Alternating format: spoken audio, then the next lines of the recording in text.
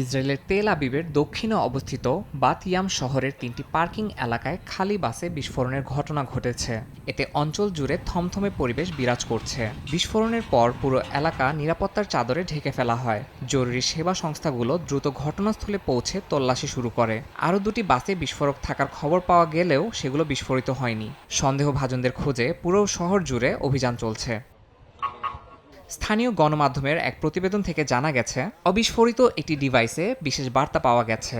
লেখা ছিল তুলকারম থেকে প্রতিশোধ। তুলকারম অধিকৃত পশ্চিম তীরের একটি শহর। নেতানিয়াহু বাহিনীর সেই অঞ্চলের সাম্প্রতিক সামরিক অভিযানের প্রতিশোধ হিসেবে এই হামলা করা হয়েছে বলে ধারণা করা হচ্ছে। এই ঘটনার পর প্রতিরক্ষা মন্ত্রণালয় নতুন করে পশ্চিম তীরের শরণার্থী শিবিরে অভিযান আরও বাড়ানোর ঘোষণা দেয়। ঘটনার পরপরই দেশব্যাপী বাস, ট্রেন ও রেল পরিষেবা সাময়িকভাবে বন্ধ রাখা হয়। নিরাপত্তা বাহিনী অন্যান্য যানবাহনগুলোতে বিস্ফোরক থাকার আশঙ্কায় তল্লাশি চালাচ্ছে। এছাড়া জনগণকে সতর্ক থাকতে এবং সন্দেহজনক কোনো বস্তু দেখলে নিরাপত্তা বাহিনীকে জানানোর আহ্বান জানানো হয়েছে।